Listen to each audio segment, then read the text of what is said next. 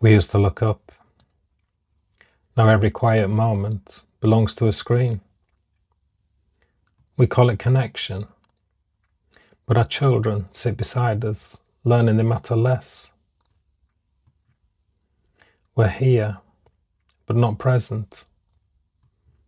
Love becomes likes. Tension becomes alerts. Homes full of people, yet no one truly together. Children feel it first, the pause, the sigh, the moment we miss. Then they stop trying, stop asking, stop reaching.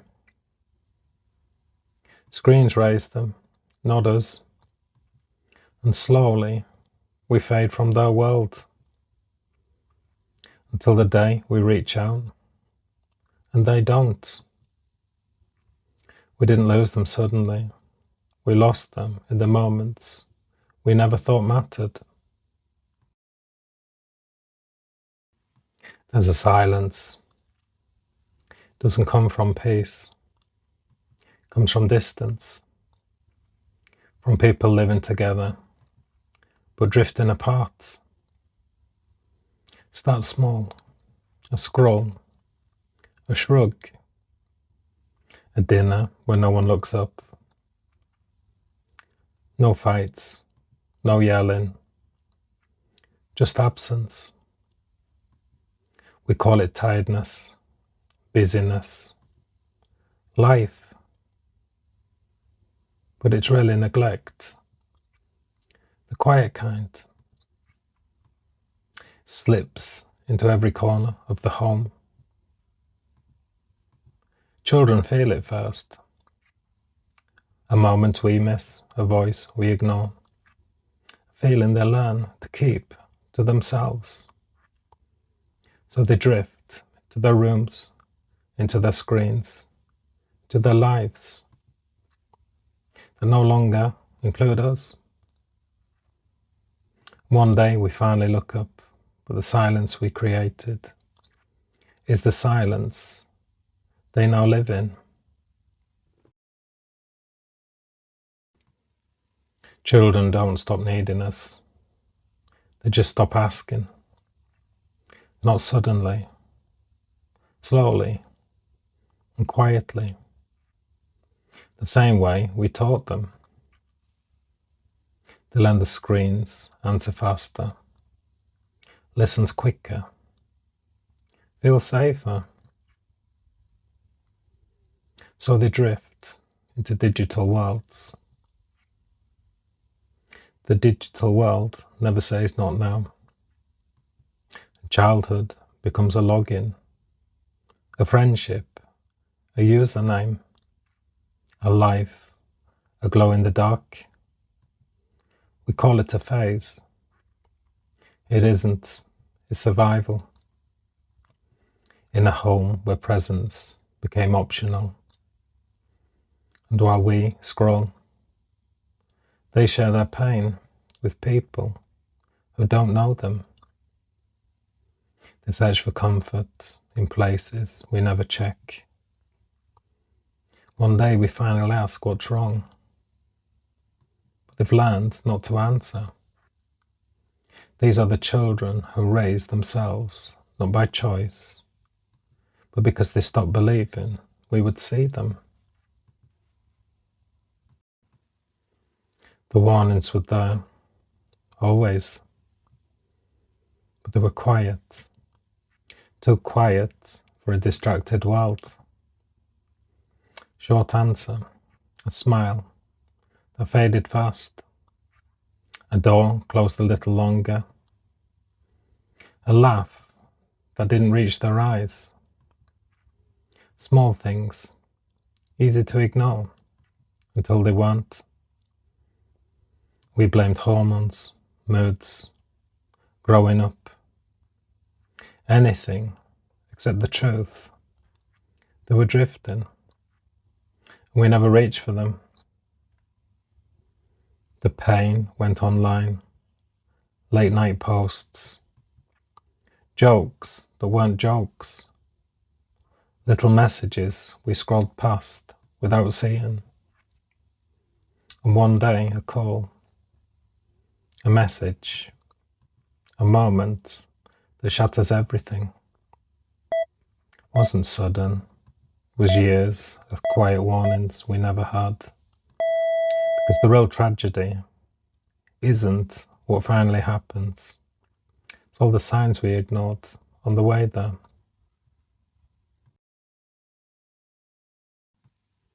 Doesn't begin with chaos. Begins with an ordinary moment.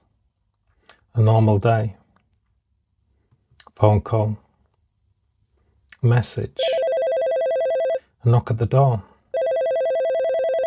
And suddenly, the silence we lived with becomes the silence we fear. We rush, we pray. We try to outrun the truth. But the room speaks before anyone does. A bed, a monitor, a still body that should never be still. And every moment we look down instead of up hits us all at once. Just a second. Every missed sign. Every quiet warning. Every night they hurt alone. We hold the hand, doesn't hold back. We whisper, I'm here now. But now comes too late. The grief is sudden, but the loss was slow. Didn't lose them today, we lost them in 1,000 small moments we thought didn't matter. Now the room is quiet, not peaceful, not gentle, just empty.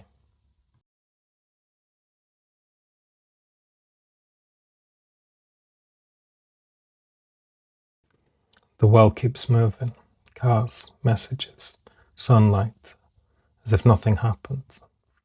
But inside us, everything has stopped. We walk through the house like it belongs to someone else.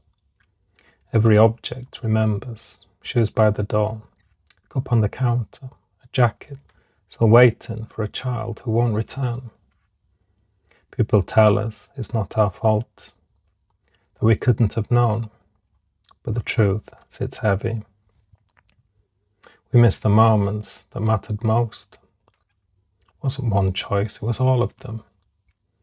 Every time we didn't look up, every time they needed us, we were somewhere else. Grief wraps around us like the silence that raised them. We replay everything. The signs, the smiles, the pain we didn't see. The hardest truth. We loved them. But love without presence was never enough. So we stand in their empty room and whisper the words we should have said 1,000 times. Should have been there. Should have looked up. The silence answers with everything we can't change.